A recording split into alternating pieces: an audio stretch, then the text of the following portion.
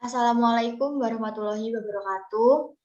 Perkenalkan, kami dari kelompok 1 kelas 12 IPS 2. Di sini kami akan menjelaskan mengenai ilmu pengetahuan dan teknologi. Sebelumnya, perkenalkan, nama saya Tasya Binufanda, nomor absen 29, dan juga dua teman saya. Nama saya Mutia Lisa Rizkian, nomor absen 19. Saya Raffi Fauzan Fardian dari kelas 12 IPS 2 nomor absen 24. Pengertian IPTEK. Ilmu pengetahuan dan teknologi merupakan dua hal yang sangat sulit dipisahkan, karena ilmu pengetahuan muncul sebagai akibat dari aktivitas untuk memenuhi kebutuhan hidup manusia. Dan biasanya hasil pemikiran dari ilmu pengetahuan tersebut diwujudkan dalam bentuk teknologi.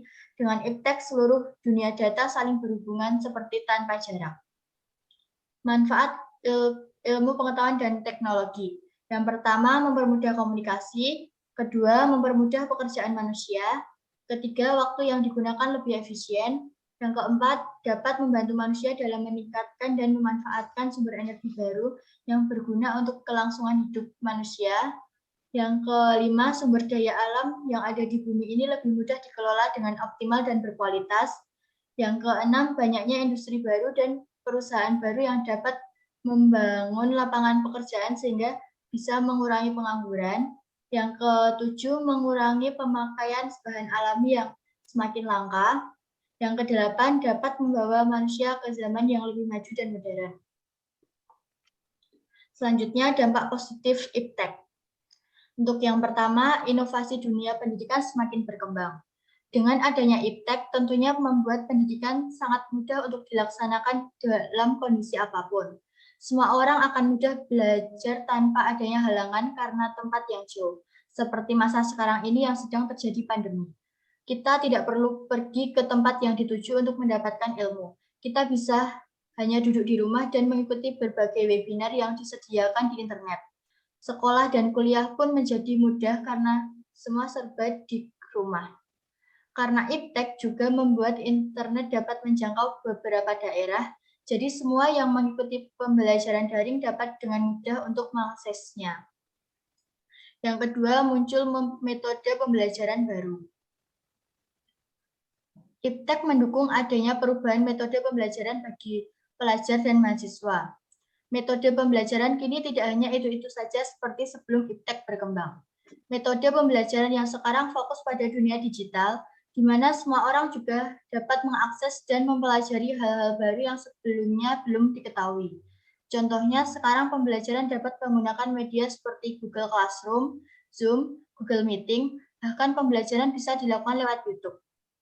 Guru atau dosen dapat membuat video yang menarik mengenai materi-materi yang ingin disampaikan, lalu mereka unggah ke YouTube, dan mahasiswa maupun pelajar dapat dengan mudah mengaksesnya serta tidak terpaku oleh waktu. Yang ketiga, sistem administrasi pendidikan berkembang. IPTEK juga memudahkan dalam hal administrasi di dunia pendidikan. Orang tua dan mahasiswa tidak perlu repot-repot untuk mendaftarkan pendidikan hingga datang ke tempatnya. Dengan berkembangnya administrasi, pendaftaran sekolah dan kuliah dapat dilakukan dengan mudah dari rumah saja dengan berbekal internet. Kita juga tidak perlu mengantri untuk menyerahkan dokumen-dokumen yang harus dilengkapi. Kita hanya perlu mengunggahnya di situs web yang sudah disediakan oleh sekolah atau kampus. Untuk yang keempat, perpustakaan online atau daring. Semakin pesat perkembangannya IPTEK, kita dapat membaca hanya melalui gawai yang kita miliki. Kita tidak perlu datang ke perpustakaan, tentunya ketika kita membutuhkan buku yang ingin kita baca. Banyak situs web sebagai penyedia pinjaman buku atau perpustakaan online. Bahkan setiap kampus memiliki situs web perpustakaan yang isinya sama persis seperti buku perpustakaan fisik yang ada di kampus. Untuk mengunjunginya, tentunya kamu harus memiliki akun dari kampus kamu terlebih dahulu. Dengan perpustakaan online, kita dapat membaca di mana saja dan kapan saja tanpa halangan waktu. Kita bisa membaca buku yang kita pinjam di malam hari, pagi hari, atau sore hari. Dan yang kelima, berbagi hasil penelitian. IPTEK membuat kemudahan kita untuk berbagi ilmu dan mendapatkan ilmu. Dengan adanya IPTEK, penelitian yang dibuat oleh para peneliti dapat diunggah di internet. Beberapa juga ada situs web dengan bagian unggahan hasil penelitian yang bisa diakses khalayak ramai. Membuat informasi dari pemerintah dapat diisi dalam 7 hari seminggu, terpampang dengan jelas. Masyarakat tidak perlu bingung lagi cara untuk mendapatkan KTP, SIM, dan dokumen-dokumen lain yang berkaitan. Bahkan untuk memperpanjang SIM dan STNK juga dapat dilakukan dengan online. Yang kedua, pelaksanaan yang efisien. Koordinasi dari pemerintah dapat dilakukan melalui email atau konferensi video dengan aplikasi yang tersedia. Indonesia yang wilayahnya luas ini dapat memudahkan untuk melakukan diskusi, koordinasi antara pimpinan pemerintahan dengan anggota yang lain. Dengan adanya IPTEK, tidak ada lagi kendala urusan jarak dan waktu. Bila ada beberapa anggota atau pimpinan yang sedang di luar kota atau bahkan di luar negeri, hal ini akan cepat teratasi. Adanya sistem online ini, pemerintah pusat dan daerah dapat dengan mudah mengakses data informasi yang berhubungan dengan pelayanan publik. Kemajuan teknologi di bidang pemerintahan ini mendorong aparatur pemerintah untuk mempelajari hal baru agar kinerja pelayanan pemerintah semakin membaik. Yang ketiga, adanya CCTV. CCTV mempermudah pekerjaan untuk urusan pemerintahan. Dengan adanya teknologi CCTV, polisi lalu lintas tidak harus membawa surat tilang dan melihat satu-satu pengendara yang melakukan pelanggaran. Dengan CCTV, semua pengendara yang melanggar akan terlihat jelas, plat nomor kendaraannya pun langsung tertangkap. Lalu tilang akan dikirim via online. Hal ini dinamakan e-tilang. Tidak hanya untuk lalu lintas, beberapa tempat dalam pemerintahannya pun dapat diberi CCTV untuk memantau dan mengawasi gedung-gedung pemerintahan yang ada. Bila terlihat ada yang mencurigakan, polisi dan satpam serta pengaman lainnya dapat langsung menindak. Yang keempat, akses informasi. Dengan adanya IPTEK, membuat pemerintah dapat mengetahui keadaan negaranya. Pemerintah dapat melihat daerah-daerah yang memerlukan akses bantuan akibat kesenjangan sosial. Akses ini selain membantu pemerintah juga membantu masyarakat yang sulit dijangkau.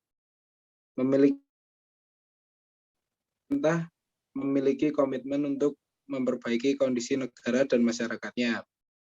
Akses informasi ini berguna untuk membantu perbaikan nasib negara dan rakyat. Dengan adanya perkembangan tersebut, kita dituntut untuk harus berkembang dan menambah wawasan. Dampak positif bidang ekonomi.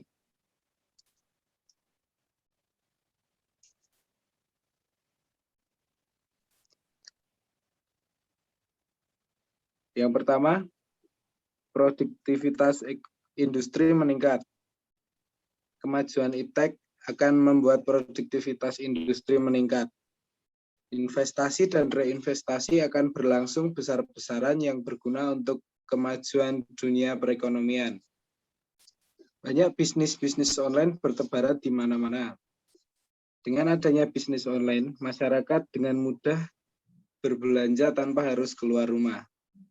Mereka hanya perlu memesan barang yang diinginkan, lalu melakukan pembayaran juga dari rumah, kemudian cukup tunggu sampai barang dibeli datang. Yang kedua, bisnis teknologi semakin ramai.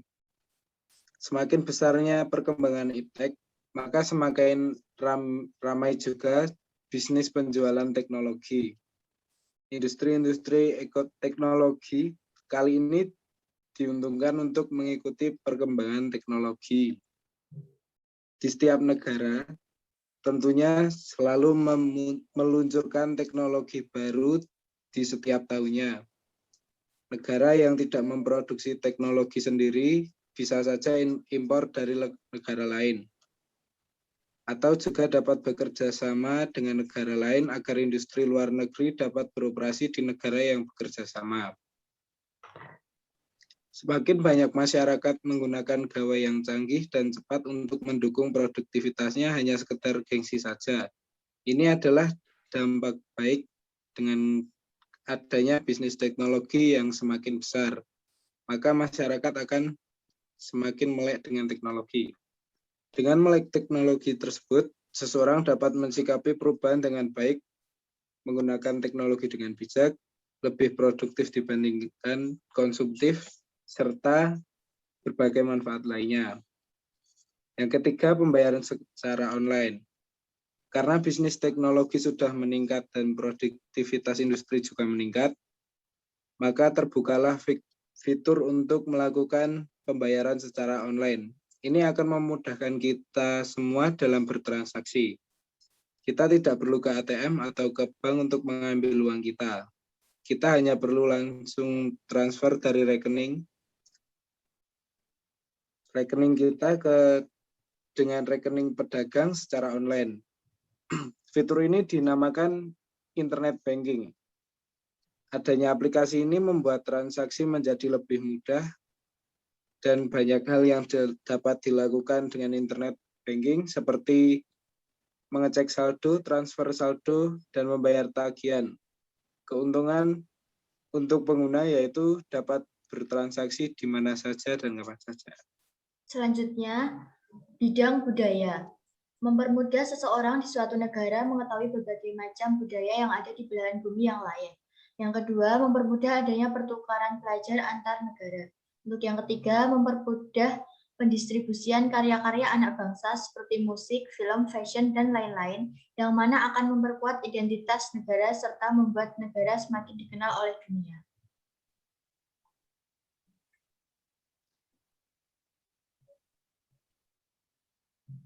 Kali ini kita akan masuk ke dampak negatif iptek. Yang pertama di bidang pendidikan. Dampak negatif iptek di bidang pendidikan yang pertama, pelanggaran hak kekayaan intelektual. Semakin berkembangnya iptek, semakin banyak juga informasi dan ilmu yang tersebar di internet. Hal ini dapat disalahgunakan oleh pelajar dan mahasiswa dalam mengerjakan sebuah tugas. Yang kedua, kecanduan teknologi. Bagi sebagian orang yang baru saja kenal dengan teknologi, tentu saja akan mengalami sedikit kecanduan untuk terus menggunakannya. Hal ini memiliki dampak buruk. Siswa tidak akan fokus pada pelajaran yang ada, namun mereka beralih untuk menonton film atau YouTube melalui gawai mereka masing-masing.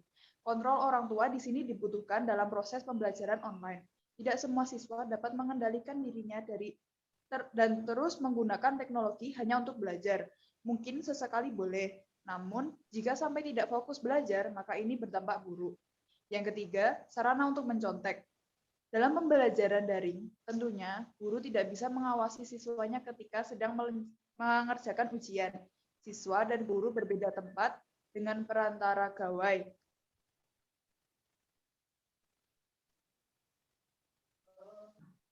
Dengan adanya iptek, siswa bisa saja mencontek dari Google atau buku untuk mengetahui jawaban dari soal yang diberikan.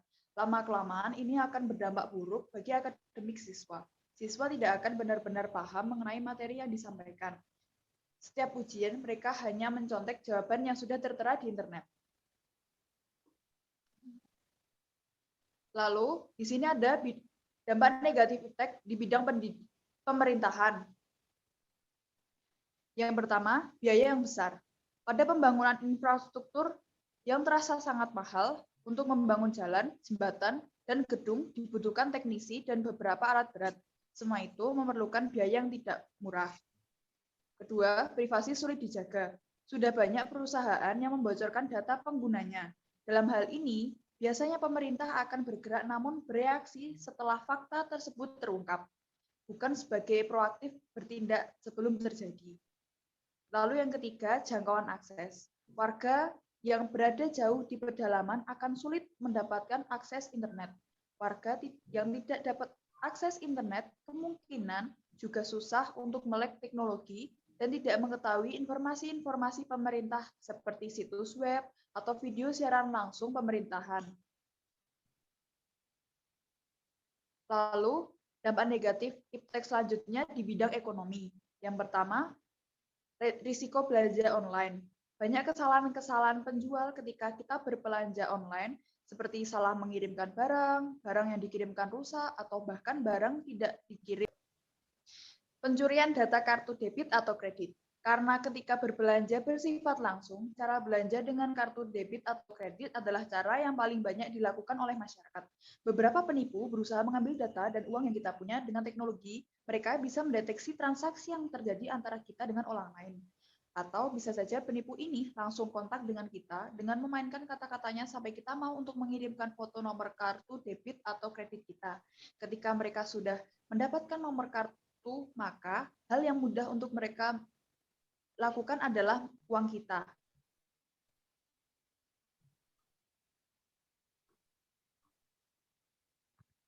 Lalu di sini ada dampak negatif di bidang budaya.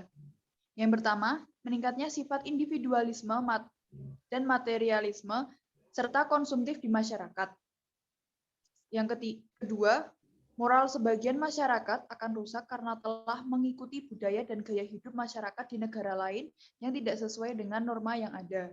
Yang ketiga, kecintaan akan budaya lokal akan terkikis sedikit demi sedikit. Terima kasih, sekian dari kelompok kami. Kurang lebihnya kami mohon maaf. Wassalamualaikum warahmatullahi wabarakatuh. Sampai jumpa. Dadah. Hey, yeah, yeah, look.